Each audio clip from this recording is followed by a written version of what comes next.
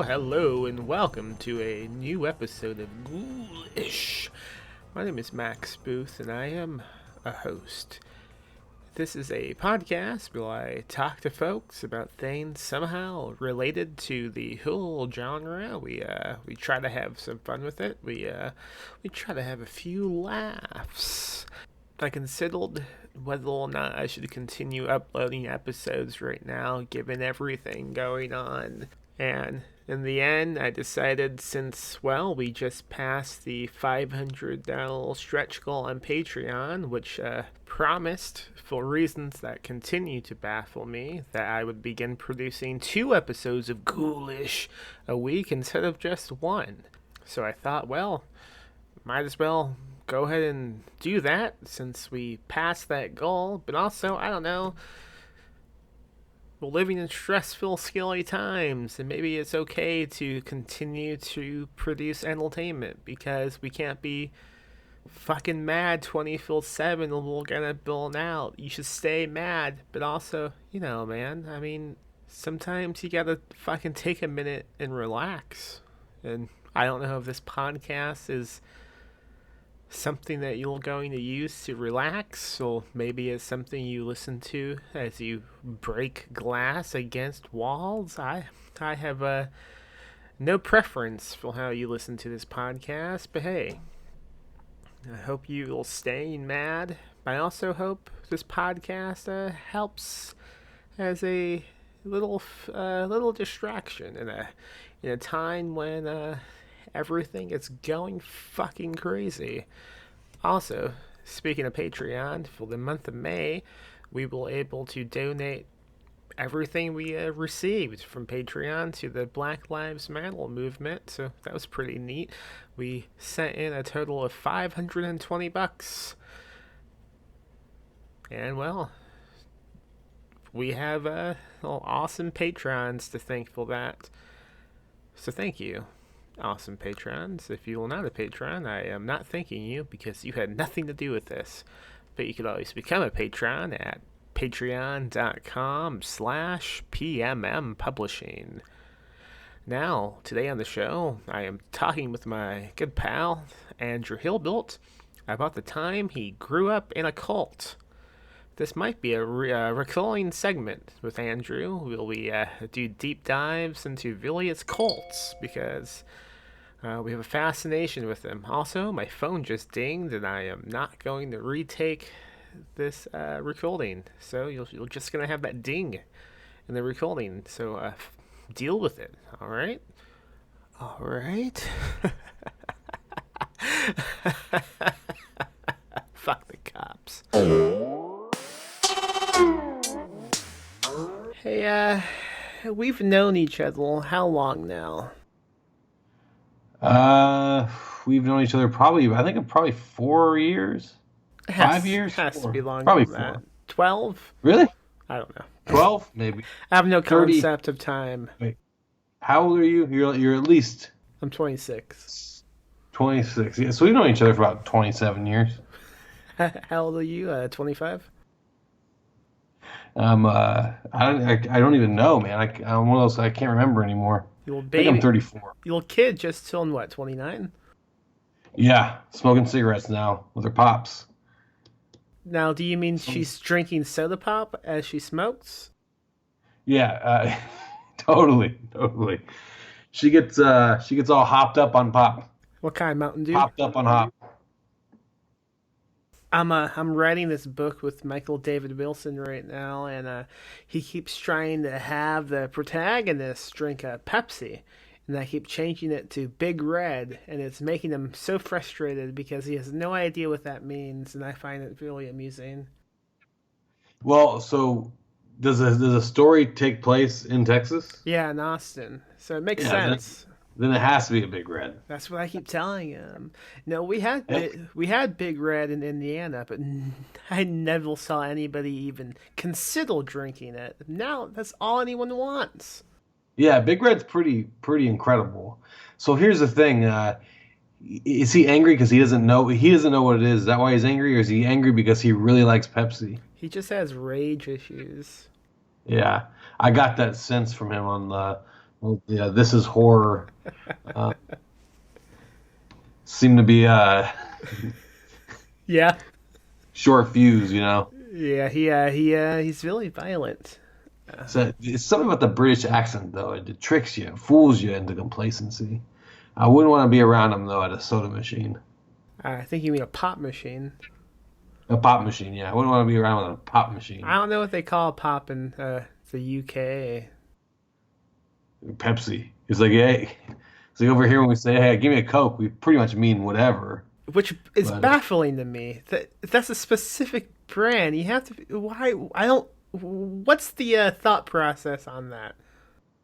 well, I think because Coca-Cola is so prevalent, you know, and and probably because most soda when Coke was so prevalent was, like the kind, it looks, it's like caramel colored.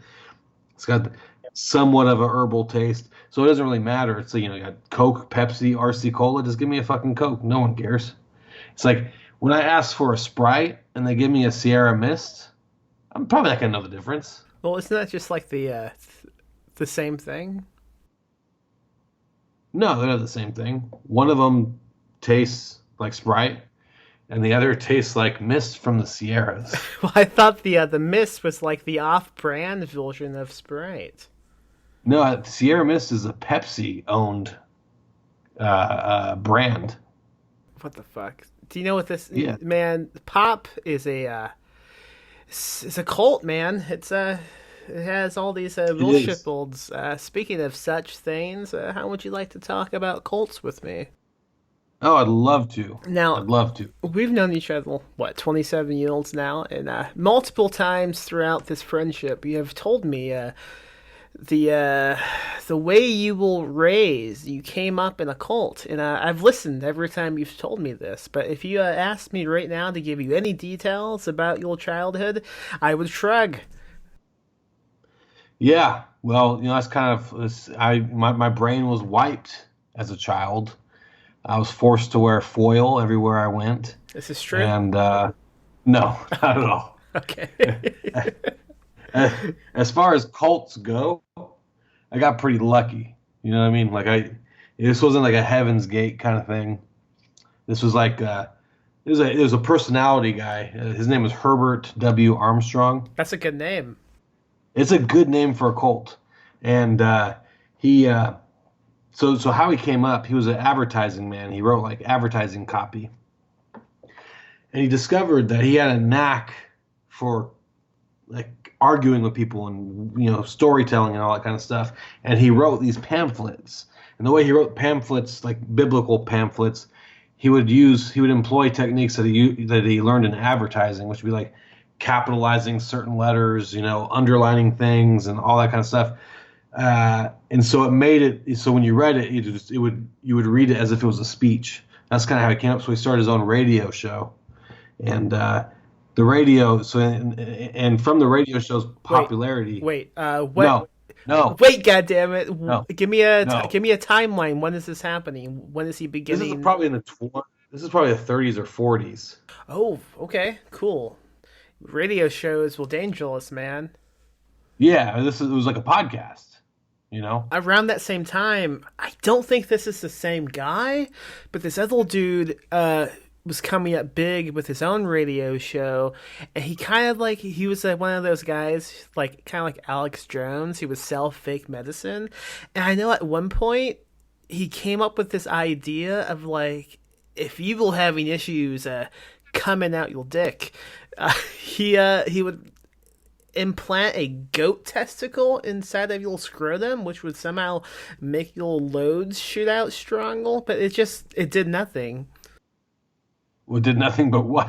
Probably split your dick in half. No, I mean, like, I don't even think it had many negative effects. It's just you just had a testicle inside of you. Then Wait, are you fucking with me? I am not. I might be getting some facts wrong unintentionally, but because it's been a while since I've read about this. But I am telling How you big the is it? truth.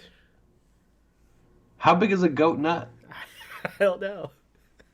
See, so this whole like when it comes to this like penis stuff, Yeah, go on.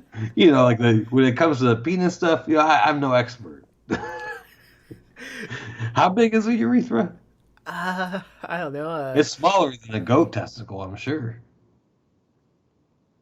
I don't know. People do a bunch of crazy stuff, man. What's the thing called the Prince Albert? You know what a Prince Albert is? The peel scene, right? Yeah, it's a piercing. How do people do that? You ever read that Chuck Palahniuk story, Guts? Wait, is that the one where the guy is that the one where the guy's like masturbating at the bottom of the pool? Yeah, Yeah. it's broken up into three sections of Villiott's masturbation sequences that go Yeah. wrong, and they're all based off of things that people told him happened. Like the most famous section of the story is when he's fucking the swimming pool and it rips out his guts. But I Yeah. also remember one where a guy like takes a candle wick and sticks it down his dick hole, and I guess it gets stuck. I don't know. Yeah, that's crazy. I don't know. I just don't know. I can't even. What's the craziest thing you've ever done with your dick? Um, Not much, man. Put some cheese whiz on it. Yeah, Yeah. nice. Go on. Uh, so he started this radio show, right? The original podcast, and he called it. This is great. Radio Church of God. That's awesome. I would. Isn't it? I would listen. It's a great name. It's a great name, and because he's an advertising man, he knew for whatever reason he knew that these things would stick, and it gained like a very big following. And so he started predicting the end of the world, and he also started predicting saying his secret knowledge. He's the last prophet. He's the, God's still. There's Moses, there's Jesus, and then there's Herbert W Armstrong, the Radio Church of God. And they got so big that he changed the name to the Worldwide Church of God. And it's a very strict religion. Like you couldn't celebrate birthdays. You couldn't celebrate holidays. The holidays you could celebrate were, just not mainstream religion stuff. Like Pie Day. Yeah, I was like, Cat Day. All those fake holidays. it's scold everyone day. Eat a potato day. Yeah, we definitely did not miss Potato Day. Although I do remember one kid eating like a peanut butter cookie when he was allergic and almost dying at church. Nice. Yeah, but you know what? Here's the thing: church wasn't canceled; it just went on. It just went on. Were they against like modern medicine? Like, would they have taken them to a clinic or no? See, now I'm not sure I'm even old enough to know the ins and outs of that, but I don't think it was actually like Jehovah's Witness where you can't get blood transfusions. I'm gonna say I don't think it was like that, but I do think it's most parallel and most similar to Jehovah's Witnesses. Like the theology was most similar to Jehovah's Witnesses, which I think is a cult. But most churches I think are cult-like. But it was when they fall out of the mainstream kind of thing, where secret knowledge, select group, end of the world's coming. Then it gets like to be really cult-like territory. Okay, so he changes the name because it's getting so big, and what happens next? It just gets bigger and bigger, and they can make a lot of money, like a ton of money. In Pasadena, California, was where their world headquarters was. They had this a massive campus, massive property, people weren't allowed to vote, or it was kind of like they would control a lot of things. Like you weren't allowed to be political. You had to be totally subservient to God and the church, and men were encouraged to join the ministry and pay to go to the minister's college and all that kind of stuff. But it got really big where he would have his own private jet. He'd fly and go meet world leaders and stuff. And the state of California started to get suspicious of all the money he had, because they did a thing called a triple tithe, which you'd pay 30% of your income to the church, whereas most churches ask for a tithe, which is like 10% of your income, which is still pretty fucking crazy. But triple tithe, most people in the church were also poor, so it was definitely like squeezing poor people for everything they had. But the state of California got really, really suspicious of them. So the state of California actually took over the church for a while. And they started hiring lawyers, and they took it to the California State Supreme Court. And it was kind of like a landmark case in California of separation of church and state, where the state of California had to give the church back to Herbert Armstrong. So it was like pretty big deal. And most people don't know about this church, but it has a lot of branches now in the United States. Like this part, the main tree of the church, Worldwide Church of God, is completely gone. Like it doesn't exist anymore. Yeah, I see. But, I see. It's been rebranded as the Grace Communion International. Yeah, so it's liberalized. It's no longer a cult. It doesn't exist. They've totally disavowed Armstrong, and but there's still churches that came from it. A lot of branches came from it, and it's all under the umbrella of Armstrongism. If you look up Armstrongism, you'll see a lot of churches that are Armstrong kind of churches. But in American culture, if you're an American, you've probably, of a certain age, you've probably interacted with Worldwide Church of God in some way. If you've seen the movie Paper Moon, it was actually funded and produced by the church completely. Whoa, I haven't seen that. Yeah. So, what's the movie? movie. What is it about? Is it like preaching the Armstrongisms? No, it's totally secular. In fact, it was like it was a point of contention in the church. It was like an early schism forming, where it was, why are we participating in the world's Babylon entertainment when we are like true servants of God? So it was like kind of the first sign that maybe Armstrong was getting a little bit too big for his britches, but yeah, but here's the thing: the movie is fucking great. It's a great movie. If you haven't seen it, go watch it. It's a really good movie. What's it about? Well, yeah, if I remember correctly, it's like a guy who's kind of a shyster. He's kind of like a huckster. He's a con man, And they funded this. Yes, it's actually good. So odd. I would. Huh? It's so odd that they would that he would fund a movie about a con man. Yeah, no, right. It's like looking into a mirror, but they were trying to build this whole worldwide entertainment industrial complex around all the money they had, because they had so much of it, and trying to make you spend some money and you make a lot more. But the movie's actually pretty good, and I don't think they funded anything else after that because the church was like the members of the church and like the upper levels of the church were kind of like split amongst themselves about the appropriateness of doing that. Mm-hmm. But as a kid, if you're a kid, you learn that God is like angry, literally jealous, vengeful, and all this kind of stuff. So you spend a lot of time fearing this invisible force that you don't quite understand.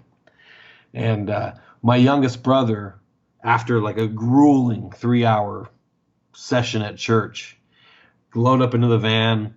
My dad's buckling my baby brother, like he's like a 3 or 4 years old, into the car seat, and my brother goes, "I hate God." And my other brother and I were just horrified, absolutely horrified, because we feared God. We thought God was going to flip this fucking car over because my little brother, little twerp, says he hated God. And we're like crying, freaking out. And so that is like, that is the, I mean, that is like the psychological impact of a church like that. It's like you don't even you don't even realize what it's doing to you until something totally benign happens. And your little mind, you're still a kid. I was probably like 8 years old or something. Your mind, the only way to process it was, I am in trouble now, not just with my dad, but with the creator of the universe. You know, so it's like it's a pretty fucked up system. And the funny thing about that, I'm sorry, I'm blabbing my mouth off, This is the but episode, the man. funny Keep talking. I know, but the funny thing about that though is like we were actually at like where the church was starting to liberalize a little bit. Like we were at the end of the church, basically. Um, so all that fear and stuff, we were like the last group of kids to get indoctrinated in that the world is evil. You can't watch The Simpsons. You can't celebrate Halloween. And it was a real shame to me because I was at Bible school and they were like, the world watches The Simpsons. The world celebrates Halloween. It was right after the Treehouse of Horror came out. I've always been my favorite. And it was the one thing my parents let us do was watch The Simpsons. And I just remember thinking, oh my God, are my parents evil? They can't be evil. They just let us watch The Simpsons. It's a great show, you know? So it's just like you're constantly like, you can see how like authoritarian countries work is that or even cults, you're just constantly like policing everybody's actions. Uh, it's just strange. It's strange. How did your family get involved with them? So it's my mom never actually joined the church. She's always been Catholic. Um, but my dad, I think, they were young parents, and my dad got involved with the church because I think that he was a young parent, wanted to do good for his family, and the church provided answers. And to his credit, it did provide some structure in everybody's life and all that. And so, it's funny that I say I look back on these things and think, wow, that sucked. But the truth is, I know what that position is like to be like, to be kind of untethered to any kind of structure. I mean, we're all kind of living through this now, where we're completely untethered, blowing in the wind. But so it provided some structure for them. So it's probably what kept us out of being like, totally destitute. So in some ways it provided good things, but he'd be the first. I mean, he'd be the first to tell you it was a goofy church. So definitely don't harbor any bad feelings toward him. He was a young guy. He did what he thought was right, and it shaped a lot of things about me. And so I don't know that I would actually change it. Right. I would never. Yeah. I find it unfair to even try to judge someone who does get involved in one of these things, because a lot of the time, also, there's a lot of manipulation involved with the people leading it. Oh yeah, totally. And it's one of those things where there's an interesting parallel about the social media and cults and this kind of like groupthink mentality in a lot of ways. Um, Cults provide a similar outlet to smart people that like conspiracy theories provide, where there's certain conspiracy theories where it's just like I have knowledge that the mainstream media is not pushing for whatever reason, and it makes smart people who may be depressed or whatever feel good. They feel smarter about themselves. I think cults work in a similar way. It attracts people who are smart or poor or whatever, and they find something that makes them unique and special. you know, and the cults feed on that kind of. They feed on that. It's like, how lucky are you to be in this tiny church, the only church that knows the true path to heaven, you know? So if you grow up in a family that the tools are religion, you know, you build your worldview around religion, it attracts the smart outcasts in that family. So Yeah. you're not disappointing your parents because you're actually searching for God. Uh, and so it takes you down these weird paths. And I do think that's a similar thing that's happening. You know, I feel like religion is constantly being reframed in the world, but right now I do think that conspiracy theories and government theories and all that kind of stuff are kind of filling in that void that we're having right now in society, where cults aren't really a big deal anymore, but conspiracy theories are. People like Alex Jones are, and it attracts similar fervent dedication to a personality. Yeah, we no longer need to live in a commune to be in a cult. We can just stay on Reddit. Yeah, and constantly have your worldview um, confirmed. You know, it's constantly back and back. You know, hitting you over and over again. Everyone believes you. Everyone is on the same page to the point where whatever anybody else says, they're wrong. They're brainwashed. I mean, It's think about this. Like, think about the way YouTube is set up. You could just be wanting to watch say, I don't know, an interview with two people in a movie that you like, and in the suggested videos, it might be something slightly similar to one of the actors involved. So you click on that, and the next one is something else. And as you keep going down, it progressively gets stranger and more conspiracy theory esque. yeah, And I mean, yeah. that's just as fucking dangerous as any of these cult people, because it re-scrambles your brain depending on what type of emotional place you might be in or how young you might be. Yeah, totally. And it's particularly dangerous because it's trying to figure you out to advertise to you, but it's also creating you in a weird way, where it's trying to figure out what you're interested in, but just by virtue of them recommending it to you, you are becoming interested in these things, and you go further and further down the rabbit hole until you are whatever you are. Um, yeah, it's a weird thing. I think now we're seeing it even more, like this cult like behavior and mentality is because we're all cooped up pretty much 24/7. Everybody, people who don't have jobs. I'm seeing it like from family members and stuff where they're talking about vaccines and so, and look, man, I know everything's fucking crazy right now, but you have to wonder what rabbit hole did they first, what was the video that led them down that far? You know what I mean? There was a beginning point to all this. I'm hoping you could maybe walk me through a bit more of growing up in the Radio Church of God, like any memories you might have, and how you were raised. Were you on a commune when this was going on? No, no, no. There's No. no commune. No. So there may have been a commune aspect of the church, but it definitely wasn't from me. I mean, from when I was growing up. Maybe earlier, but I don't know. So I don't want to say like definitively.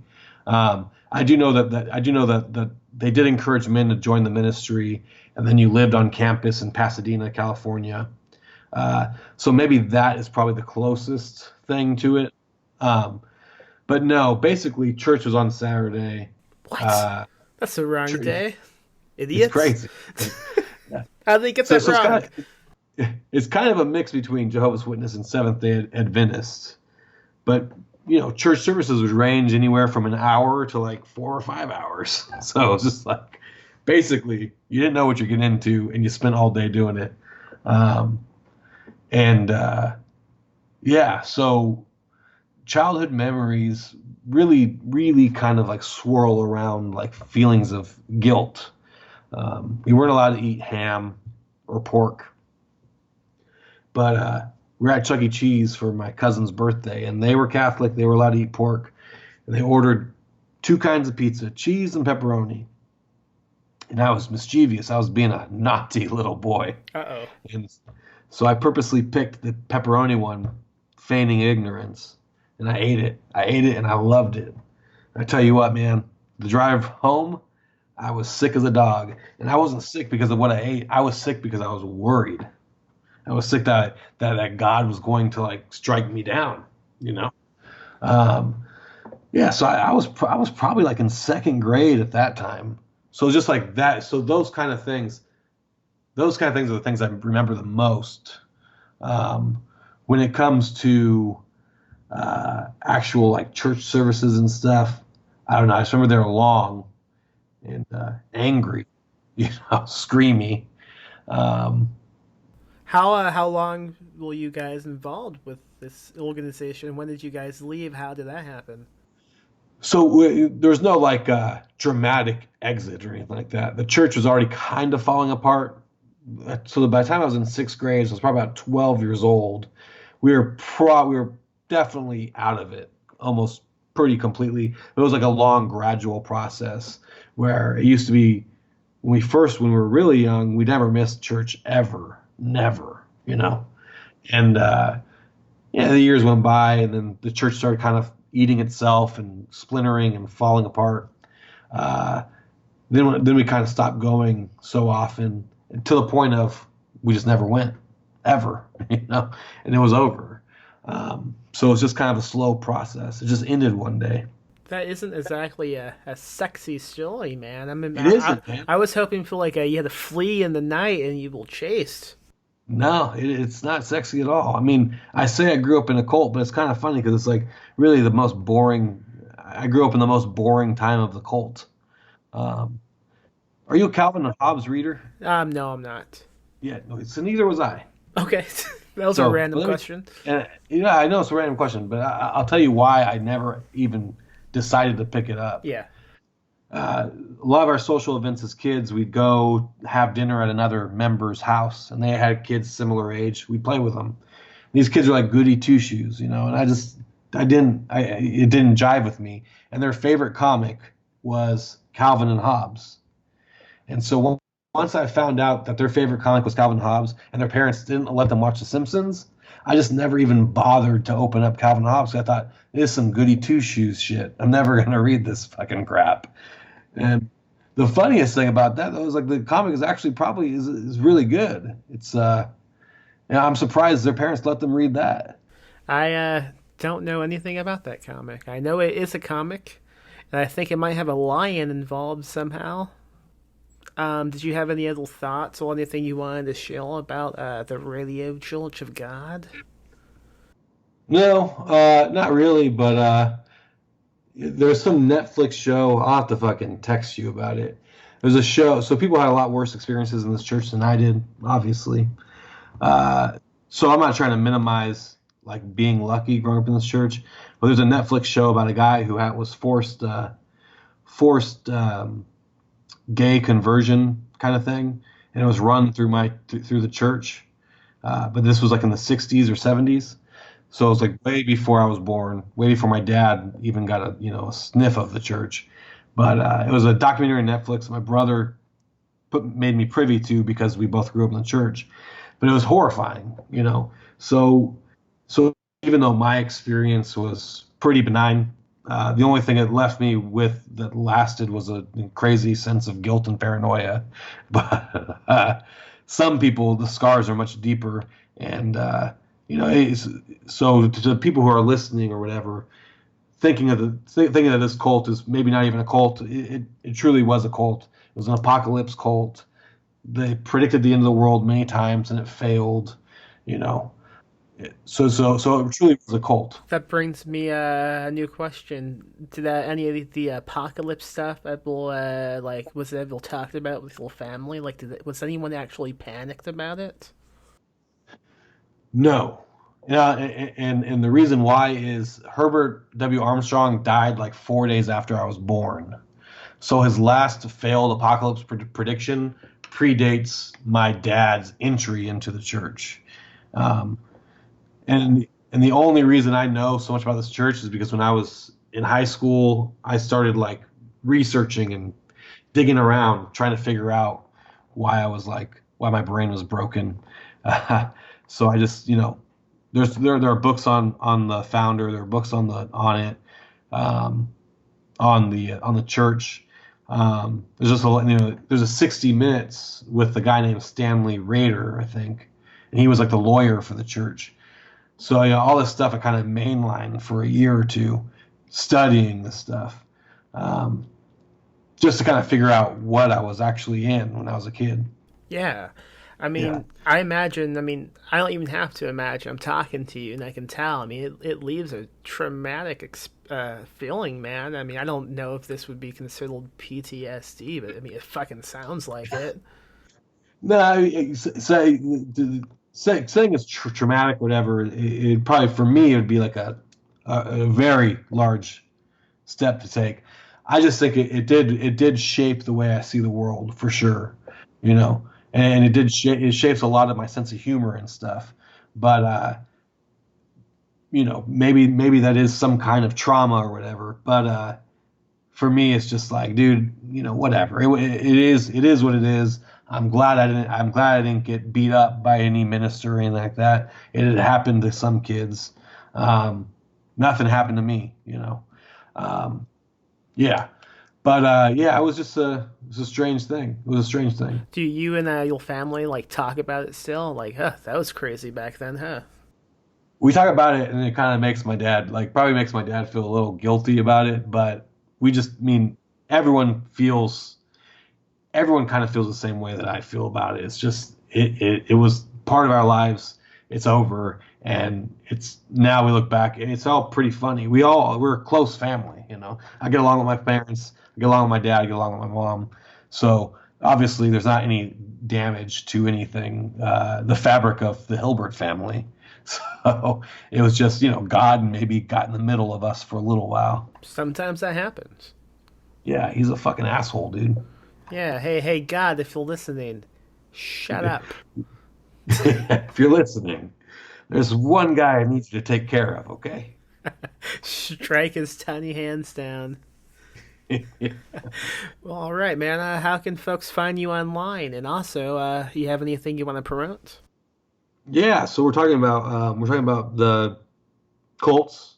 Invasion of the Weirdos is a character that's kind of an amalgamation. He's kind of like a combination of two cult leaders I was very interested in.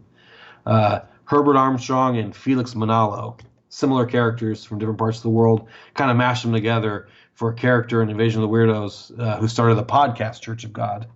And so, you should buy Invasion of the Weirdos through Perpetual Motion Machine Publishing and have a little read. It's That's what I like to promote on the internet. Hilbert3000 is my Twitter handle. I've got a website, hilbertheckler.com. That's where I'm at. That's where I live. Also, my wife, my kid, and I do story time on Tuesdays on Facebook for as long as the quarantine is going to last. Yeah, awesome. No, I thought this was going to be an episode about just like cults in general, but this kind of took a specific tool, and then I think maybe we should come back on and do more episodes about different cults because, I mean, at one point we had planned to do a whole different podcast centered around cults, but then we never did. So Yeah, maybe this I'm is. sorry, Matt. I'm the worst. What are you talking about, man? I think we were waiting on me to do something, and then I didn't do it. No, I always. I mean, I pretty much. I'm a flaky person. I'm sorry. Let's agree to call both of ourselves flaky. Okay, we'll do that. But yeah, this might be a good way to sneak in a deep dive on various cults once in a while instead of having to be concerned about doing a whole different fucking podcast. Yeah, Okay, yeah. I mean, yeah. Let's do it. cool. End of episode. Goodbye.